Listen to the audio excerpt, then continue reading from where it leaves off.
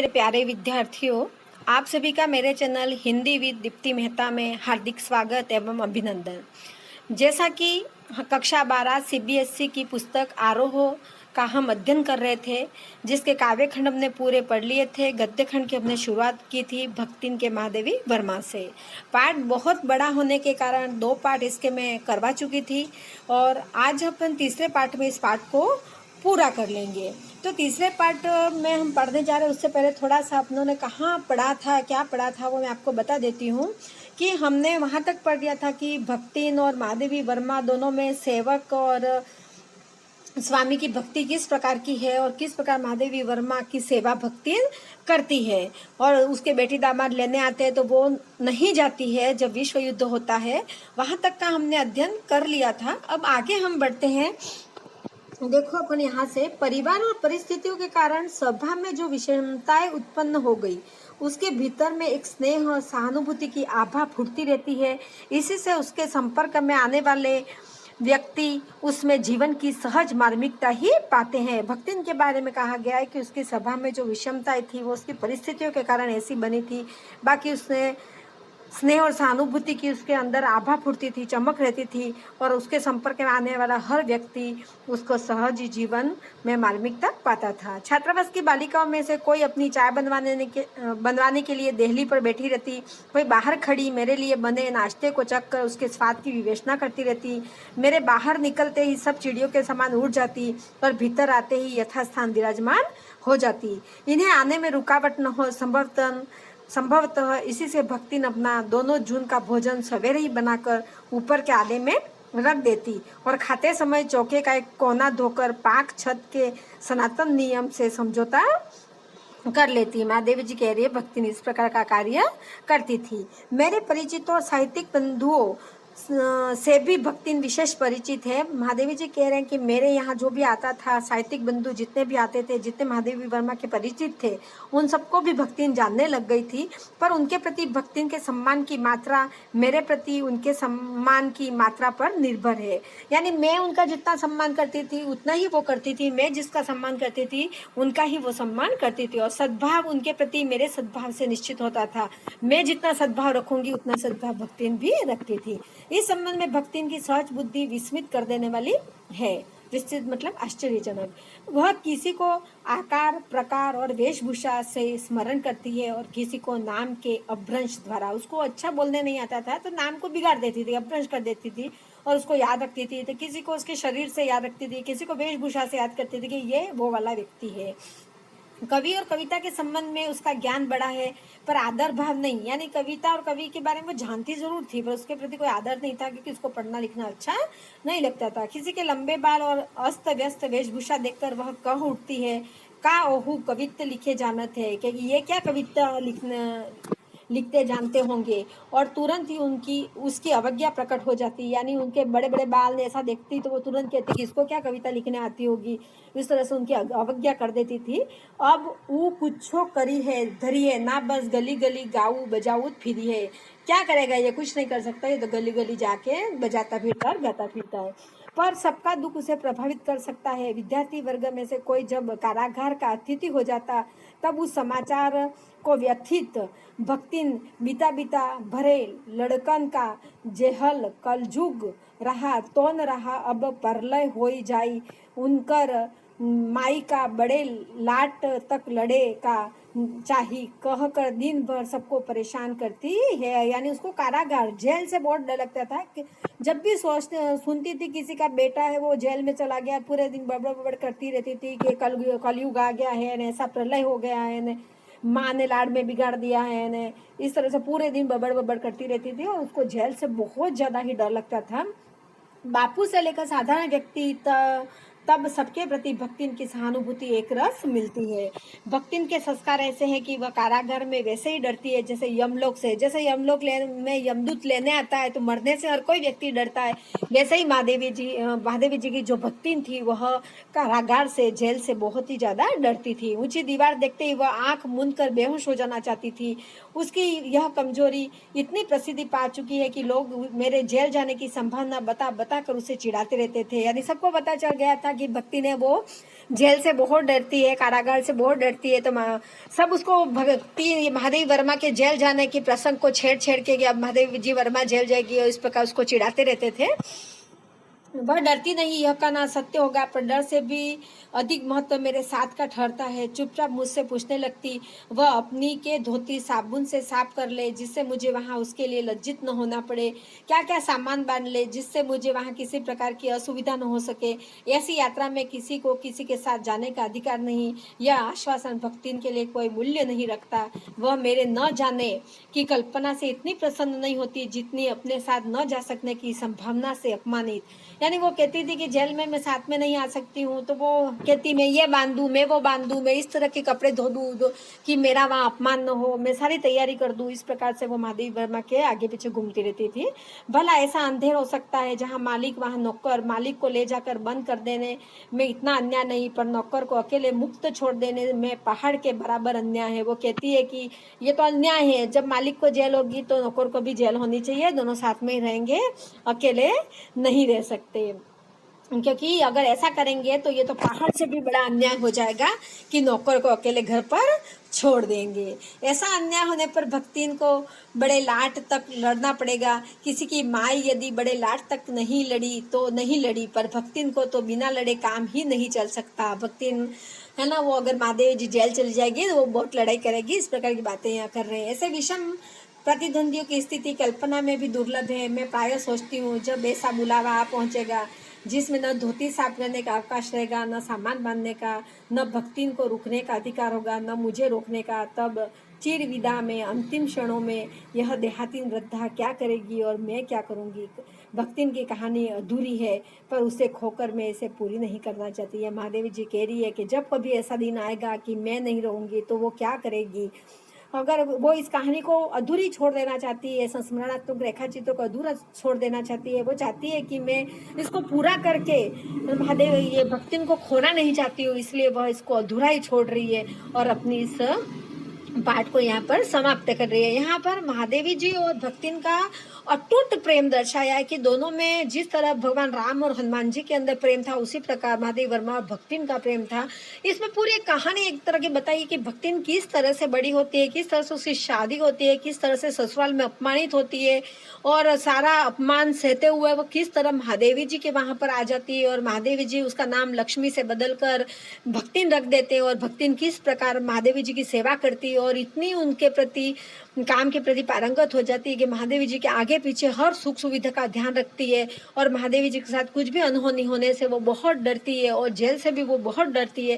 तो इस प्रकार की पूरा रेखा चित्र एक महादेवी जी ने लिखा है कि भक्तिन किस तरह के स्वामी भक्त थी और अपने कर्तव्यों का पालन करती थी। यहाँ पर बच्चों आपके ये पाठ समाप्त होता है।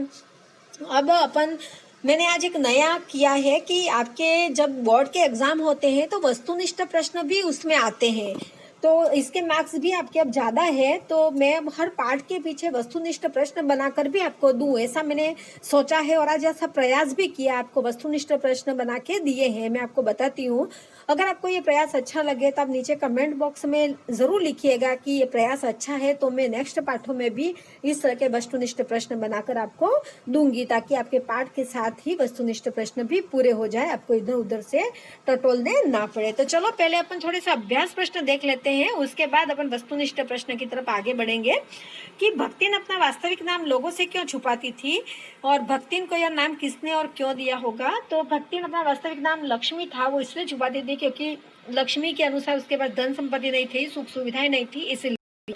और भक्तिन को यह नाम किसने, तो महादेवी वर्मा ने दिया था। क्यों दिया था, क्योंकि उसमें गले में कंठी देखकर, उसकी वेशभूषा देखकर उसका नाम महादेवी जी ने भक्तिन रख दिया था। 2 कन्या रत्न पैदा करने पर भक्तिन पुत्र महिमा में अंधी अपनी जिठानियों द्वारा घृणा व उपेक्षा का शिकार बनी। ऐसी घटनाओं से ही अक्सर यह धारणा चलती है कि स्त्री ही स्त्री की दुश्मन होती है।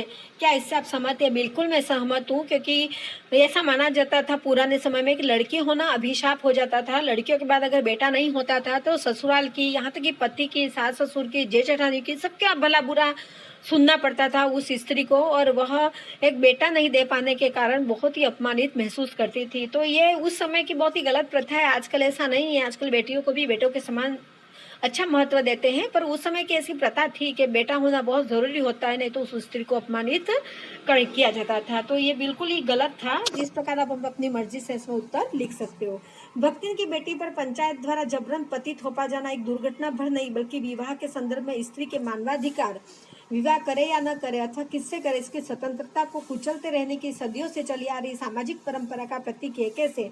बिल्कुल सही है। प्रत्येक लड़की को, प्रत्येक लड़के को एक अधिकार है कि वो कहाँ शादी करे, किससे शादी करे, वो उसके लिए योग्य है या नहीं है। पर यहाँ ऐसा नहीं होता है। भक्तिन की बेटी को उसकी गलती नहीं होने पर भी पंचायत जब बैठती है तो पंचायत उसके ऊपर जबरन आरोप थोप देती है कि नहीं, इसके साथ तुम एक कमरे में मिली मतलब तुम गलत ही हो और इसको तुमको पति के रूप में स्वीकार करना है। और उसको मजबूरन पति के रूप में उसको स्वीकार करना पड़ता है, उसकी इच्छा न होते हुए भी। और इच्छा के विरुद्ध शादी होती है तो वो रोज का उसके शांति नहीं रहती है, झगड़ा होता रहता है और वो अपने आप में बहुत अपमानित महसूस करती है। तो इस प्रकार का एक पंचायत के आधार पर फैसला नहीं होना चाहिए। लड़की की इच्छा को जरूर जान लेना चाहिए, किसी के ऊपर अपना फैसला नहीं सौंपना चाहिए। इस तरह से आप अपनी मर्जी मन मुताबिक इसका उत्तर लिख सकते हो। भक्ति अच्छी है यह करना कठिन होगा क्योंकि इसमें दुर्गुणों का अभाव नहीं। लेखिका ने ऐसा क्यों कहा होगा? क्योंकि भक्ति अच्छी थी, बिल्कुल अच्छी थी, पर उसमें दुर्गुण बहुत थे। वो किसी का मानती नहीं थी, वो देहाती थी तो वो देहाती रही, वो शहर का एक भी कुछ भी चीज नहीं सीखी, यहाँ तक कि जी बोलना भी उसने नहीं सीखा था। और महादेवी वर्मा को देहाती उसने बना दिया था। इसलिए महादेवी जी कहती है कि उसमें दुर्गुण बहुत थे और अच्छाई भी बहुत थी, पर अच्छाई को देख के दुर्गुणों को मैंने नजरअंदाज कर दिया था और मैं उसकी अच्छाई को देखा करती थी।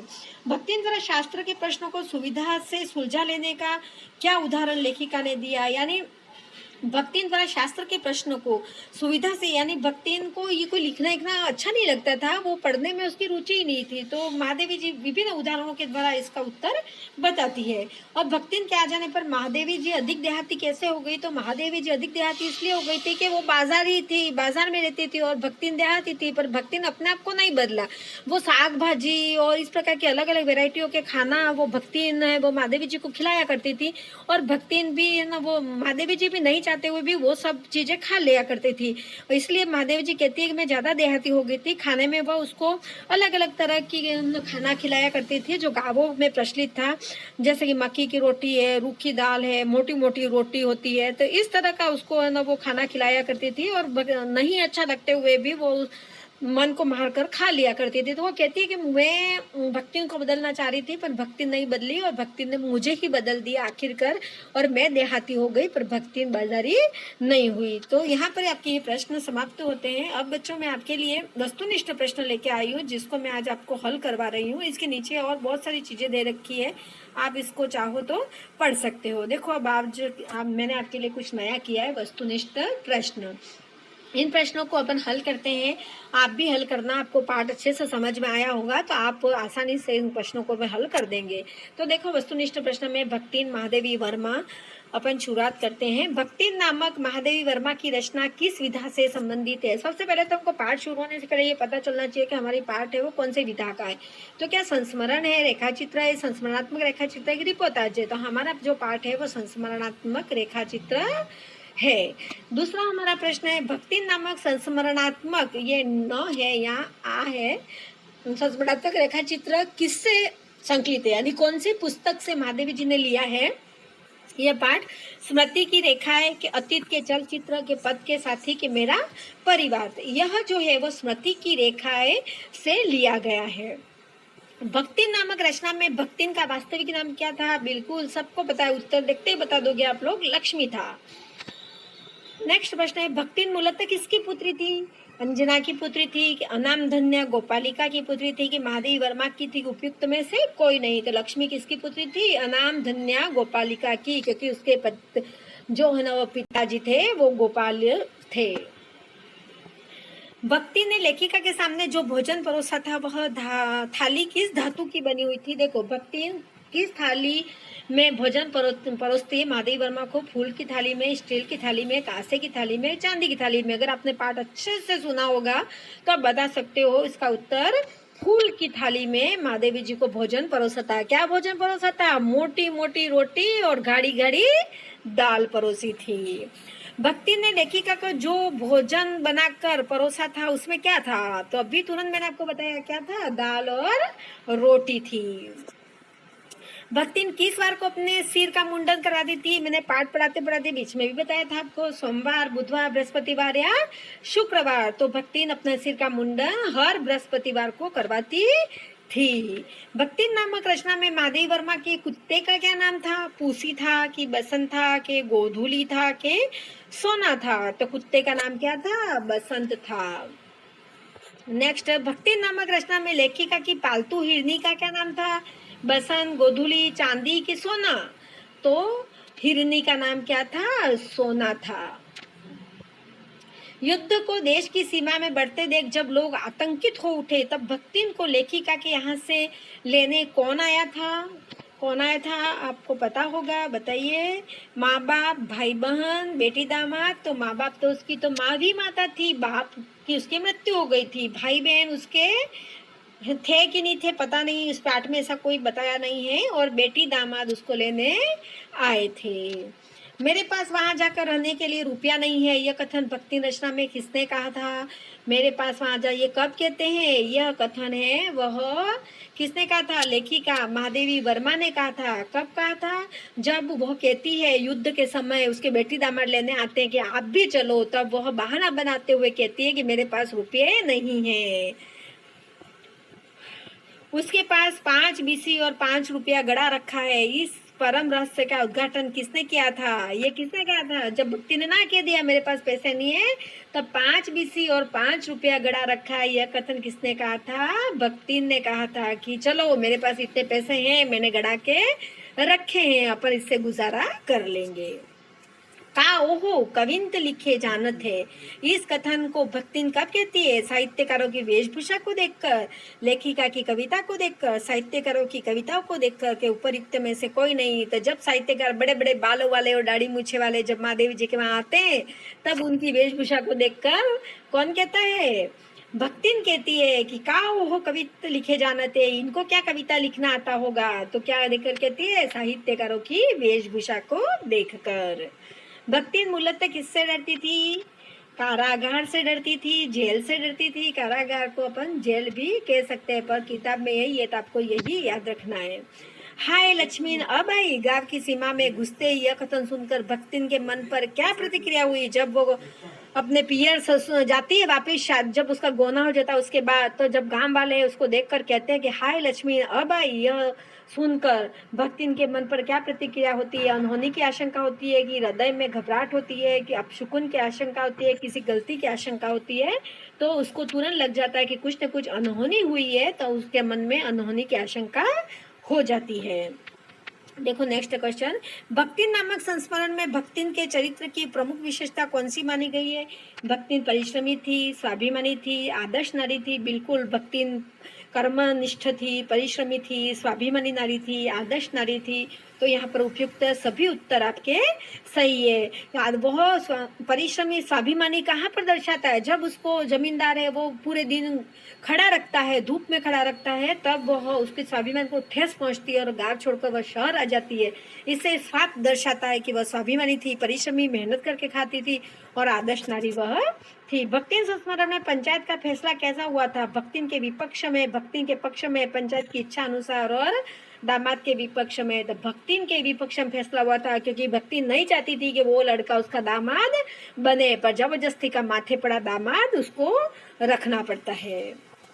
भक्तिन संस्मरण में लगान न चुका पाने के कारण जमींदार ने भक्तिन को क्या सजा दी थी? धन देने की, अपमानित करने की, दिन भर धूप में खड़ा करने की और जमीन अधिग्रहण करने की। तो दिन भर धूप में खड़ा करने की सजा दी थी, और ये सजा पाकर उसके स्वाभिमान को ठेस पहुंचती है और वह गांव छोड़कर शहर चली जाती है।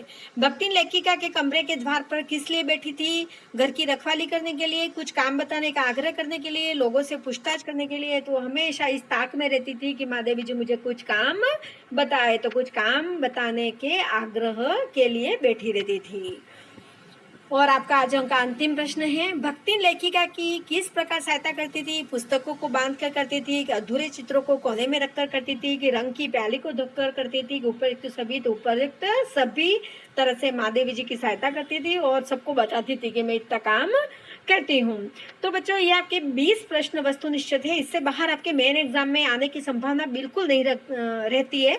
अगर आपको ये प्रयास अच्छा लगे तो आप और बताइएगा, तो मैं प्रत्येक पार्ट के पीछे ऐसे प्रश्न बनाऊंगी, पर आपकी प्रतिक्रिया पे निर्भर है कि आप इसको कितना पसंद करते हो। तो पसंद करो तो ज़रूर आप कमेंट बॉक्स में लिखिएगा, तो मैं नेक्स्ट सभी पाठों में ये प्रयास करूँगी। और अगर आपको अच्छा नहीं लगे तो फिर मैं इस पाठ के बाद ही इसको बंद कर दूंगी। और आपके जो पाठ के पीछे बड़े बड़े प्रश्न हैं, इसके उत्तर भी अगर आप चाहते हो विस्तृत, तो आप मुझे बता दीजिएगा, तो मैं 2-4 पाठों के एक साथ, जैसे काव्यखंड में किया था उस प्रकार 2-4 पाठों के एक साथ विस्तृत उत्तर लिखकर आपका एक वीडियो बना दूंगी, ताकि आपको 5 पाठों के एक साथ एक ही वीडियो में प्रश्न आंसर मिल जाए। तो ये भी आप मुझे ज़रूर बताइएगा कि आप अगर ऐसा चाहती हो तो मैं ऐसा कर दूंगी। इसके साथ ही आपको पाठ समझ में आया हो तो आप मेरे वीडियो को लाइक करिएगा, शेयर करिएगा और ज़्यादा से ज़्यादा मेरे चैनल को सब्सक्राइब करिएगा। आप तीनों वीडियो देख लेना, आपको पाठ अच्छे से समझ में आ जाएगा, साथ ही प्रश्नोत्तर भी समझ में आ जाएंगे। इसी आशा के साथ जय हिंद, जय भारत।